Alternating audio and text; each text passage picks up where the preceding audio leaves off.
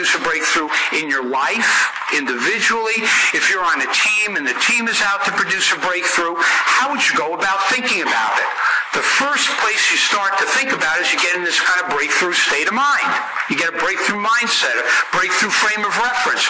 We want to do things that are bold and disruptive, and let's start thinking that way. Hence, when you go into your groups this afternoon, please just put on your virtual breakthrough cap. All right? Then we start to go, what's possible around here? What do we really want to accomplish? We're not going to do that today. Okay, we're going to skip that step today in terms of the goals, the aspiration. We're just going to play for the moon. We're just going to say, what would be breakthrough?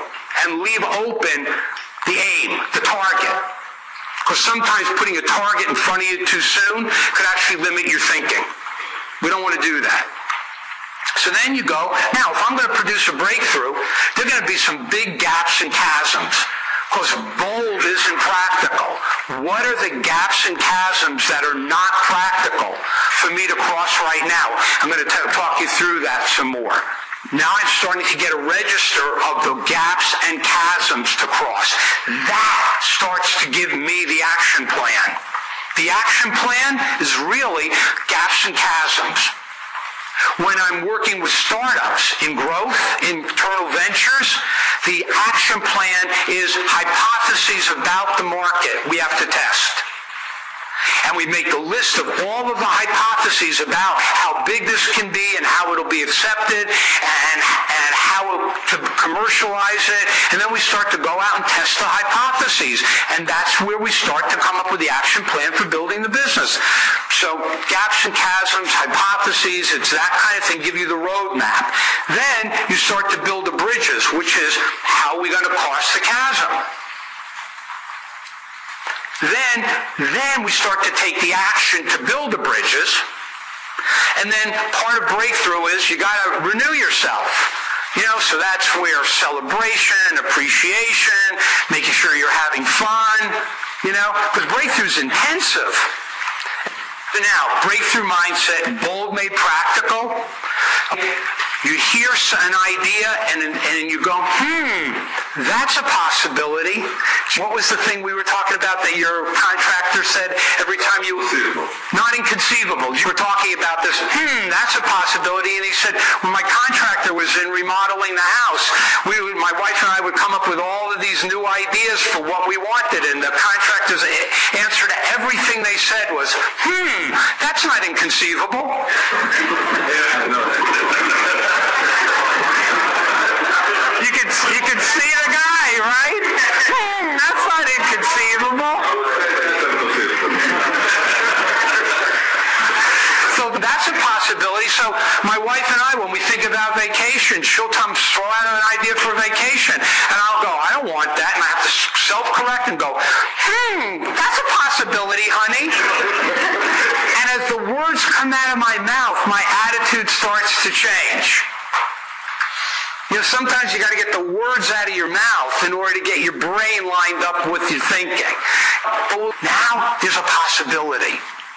The other thing is where do limits come from? In breakthrough, you make up the limits. There's a great philosopher called Jonathan Livingston Seagull. All right, you remember that book from like 30 years ago or something. And there's a quote in the book that says, argue for your limits and they're yours. That was me in December.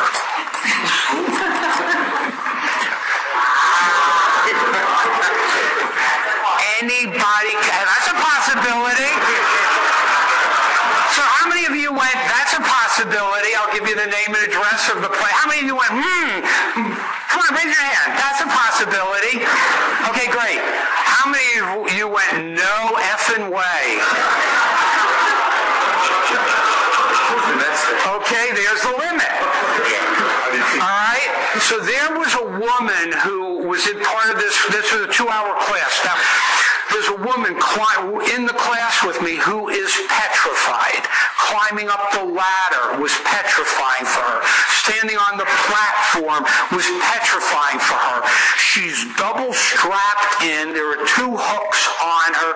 She's on a rope. She's got on belay. There's a huge net. You know how many safety thingy-doos there are in that? And she is petrified.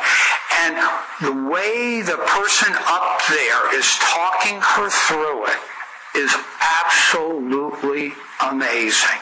1 step at a time, at a time. Bold was doing the trapeze. Practical was 1 step at a time. Grab on to the bar. Feel my hand pulling the back there. Lean forward, but feel I'm pulling you. Hold, grab the bar. She pulls back. You get to do 1 simple little step at a time. It took her 7 or 8 minutes, but all she managed to do was hold on to the bar, swing back and forth a couple of times, and let go. And that was so tremendous for her. Bold made practical. 1 step at a time. That's what we're talking about here. You can't make the practical bold on that one. You make the bold practical. So we have to stomp out. To do breakthrough, we have to stomp out the yeah buts. You know, I say bold and you go, yeah but. You know, you're not the only culture that does yeah but to death. Okay? So you have to stomp out yeah but. And do yes and. Pixar Animation does courses on creativity. The heart of the course that they do on creativity is what everybody says. The next person says, and then they put their idea. And then somebody else has another thing, and they go, and they put their idea in. And they, in 15, 20 minutes, come up with amazingly creative solutions because the juices are flowing and the energy's flowing, and they're coming up with all these ideas. Bold. Then they have to figure out how to make it practical. But yes, and gives you boldness collectively. Yeah, but gives you just more of the same. So, gaps and chasms. These are the kinds of gaps and chasms you want to identify. I don't want you to solve them first. I want you to identify them. Be bold about identifying the gaps that you have to close. So, big challenge gaps, what I call your aspirational ideas, the stuff that you've always wanted to make happen and never felt that there was an ecosystem, an environment that would enable you to do that. Aspirational ideas, what I call impossibles. Putting a man on the moon by the end of the decade, NASA had an office in NASA called the Office of the Impossible. And all the things that they needed to do that were technologically impossible started out there. And they had a process for addressing how you actually develop things that at the outset are technologically impossible. Because there's a way to do technologically impossible things. There's a way to go after culturally impossible things. So not only on impossibles do you put down technical impossibles, you put down cultural impossibles. They would never let me. That's an impossible. Get them down. You put down dilemmas and contradictions. What's an obvious contradiction we heard about yesterday? Quality and everything. Cost, reliability, time to market. You put those down because you know what? If you're going to produce a breakthrough, you got to solve them. You don't know how. That's fine. First, we got to get the chasms to cross. The undiscussables. The things you can't talk about. They're scary as holy heck to actually bring that subject up. That starts to give you defining in a bold way the gaps and chasms to cross. Because in the ordinary world of, just run the business, expand and improve, You minimize the gaps. The last thing somebody wants to hear is you have an impossible challenge. In breakthrough, man, throw those impossible challenges at me. I want to know what they are. I start to build bridges over those chasms. Now, so you're going to be doing that today. The first part of building the bridge is we'll call idea mining, like data mining, idea mining. What do? You mine the best practices and exemplars, and you look at that. You'll be doing that today. You mine for positive outliers. Where are there actually some positive examples of something really remarkable happening, but the mass of it is still mired in the muck? The lone voice. The person who says something's possible and no one's listening. You start, what are those? You're mining those. And you're mining for ideas that come beyond your own field of expertise, because you're talking to people from other fields and going, what do you see? What might we do? So that one whole idea of building bridges is this idea of idea mining. Then there's this other whole area called disruptive thinking. Out-of-the-box thinking, I call it disruptive thinking, where there's really a whole toolkit for disruptive thinking. But the two that are just right up the top, one, hidden assumptions.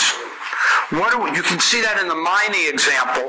All the things we assume, we just put them on the table and started to find creative ways around that, just by making them visible.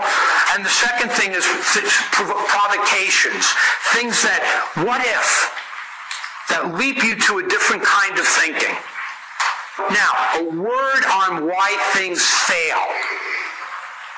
I look at why things fail a lot. All futures are not the same. So when you wake up in the morning, you wake up into a predictable future. You go to the office, you know what your day is going to be like. You know the good stuff, you know the bad stuff, but you know your day is going to look like, and you know who people are, and you know problems. And you know, if I said to you, what amount of your day is surprising to you, like really surprising to you? There's a predictable future that you wake up into every day, and your actions are matching that predictable future. At the outset, when you're creating something bold, imaginative, aspirational, it is far away, it's small, it's faint. So now, which future do you think you act into? The one that's predictable, or the one that's faint, far away, unclear? That's why this idea of putting on a hat, taking off a hat, having the language of old game and new game, because the predictable future is habit forming. It's a habit. And you have to break habits in order to go after breakthrough.